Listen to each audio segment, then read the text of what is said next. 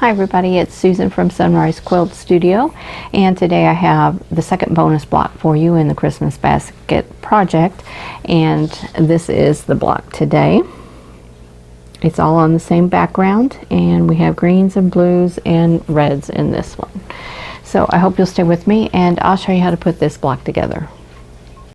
Okay, I'm ready to do the second applique block, the bonus block in the Christmas Basket series, and let me show you the sample that I made. This is made from the Snowed In fabric collection.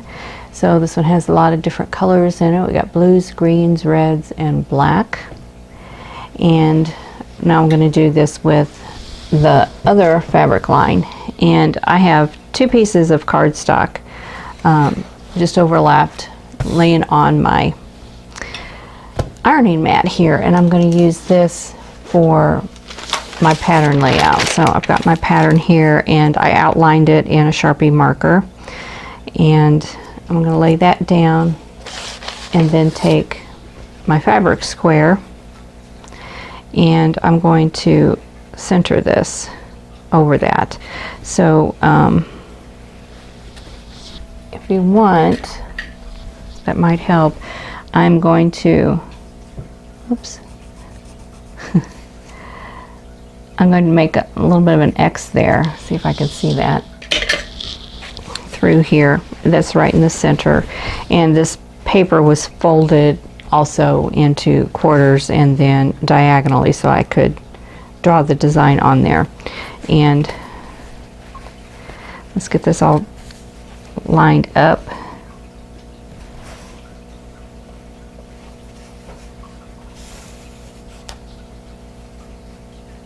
And this looks pretty good.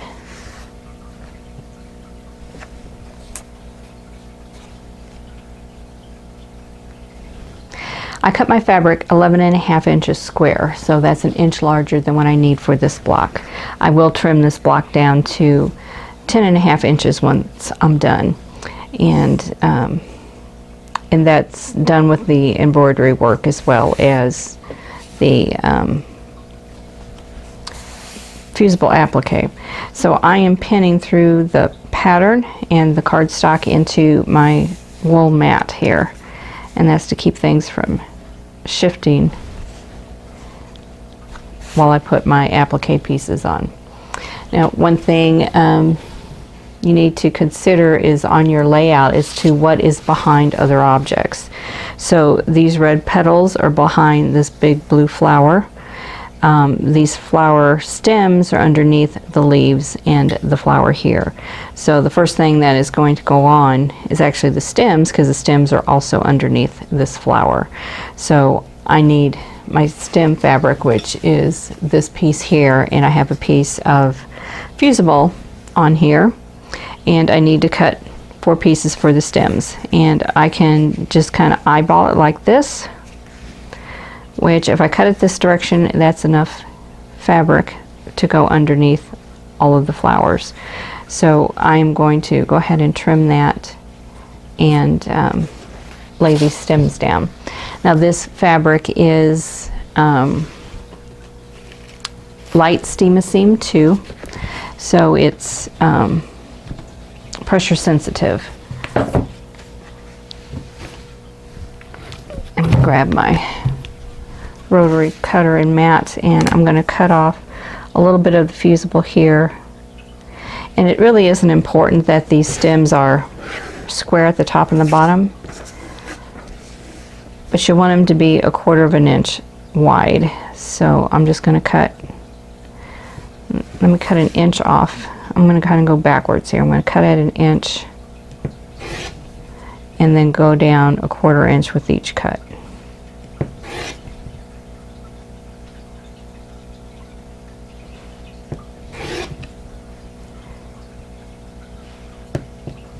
Okay, now I have my 4 stems.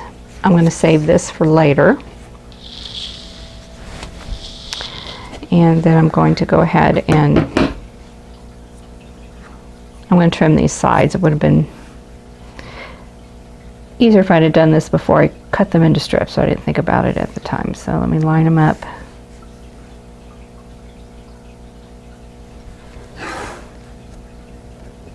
and then I'm going to cut on both sides. So let me turn the mat.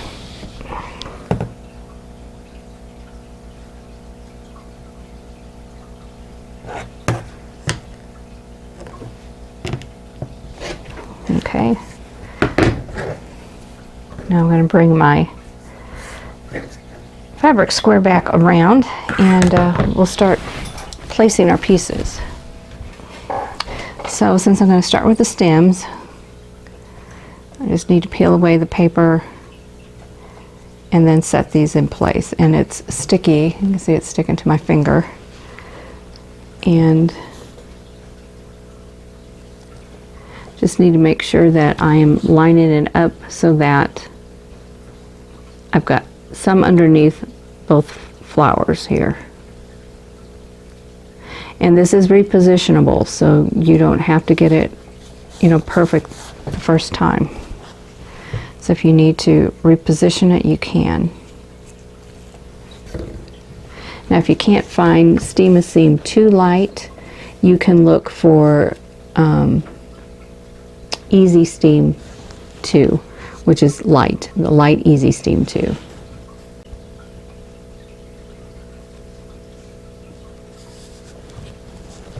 we go. And it's pressure sensitive just like this is.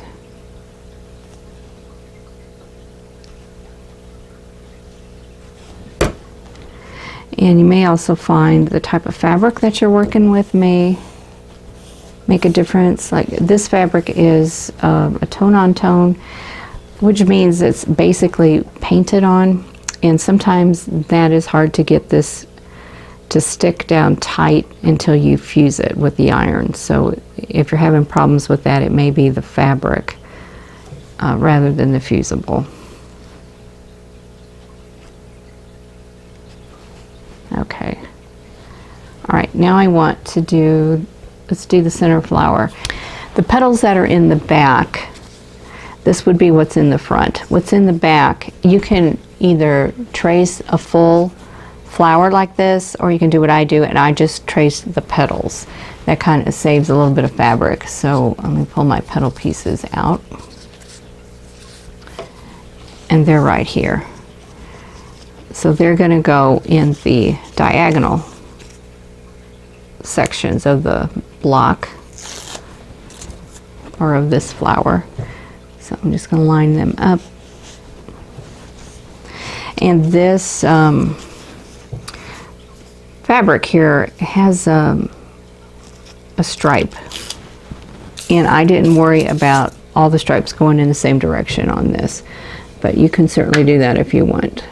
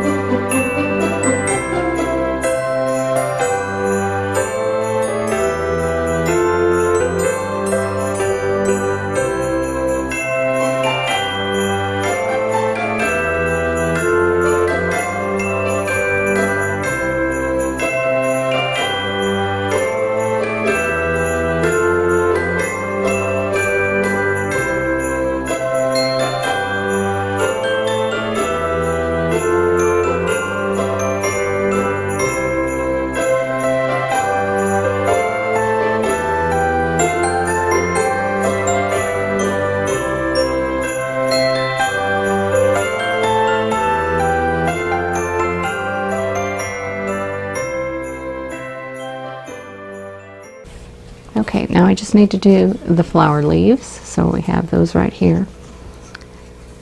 And you can cover the stem with these, or you could lay them alongside, whatever you like to do. I'm going to go ahead and lay them alongside with the other one.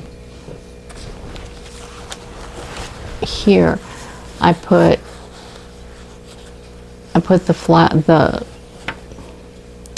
leaves on top of the stem, but on this one I'm going to lay them right next to it. You can do those however you want.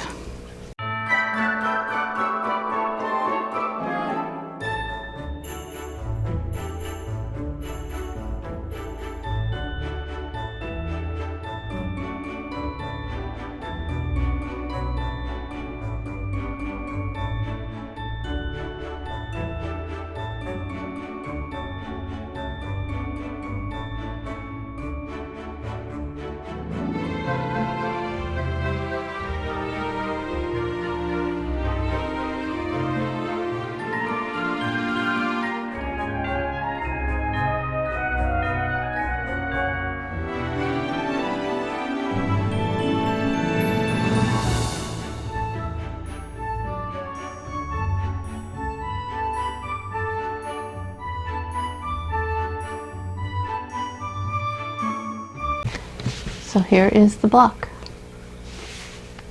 Now it's all ready to be pressed, so I'm going to take out my pins and remove the paper out from underneath. And you need to just follow your manufacturer's directions on your fusible as for how to fuse this down. Okay, here's the little comparison of the two blocks together, and this is the one that I did originally. It's got the snowed in fabric, and then here's the one I did today, and this has the Marche de Noel fabric. So got a softer look, not as many colors, and this one is brighter and it has at least one additional color in it. It has the black in it that this one does not have. So I hope you'll give this block a try. Well, that is it for the second bonus block in the Christmas Basket series. I hope you enjoyed this. I really like doing applique blocks. I think they're a lot of fun, and I hope you'll give this one a try. So if you like this video, click the like button. Don't forget to subscribe if you haven't already, and click the notification bell so you'll be notified when the next video comes up. Share the video with your friends, and in the meantime, I hope you're all staying safe and healthy, and I'll see you in the next video. Thanks for watching. For more quilting ideas, click on the video links. And to keep up with my latest projects, click on the subscribe button. I hope to see you again soon.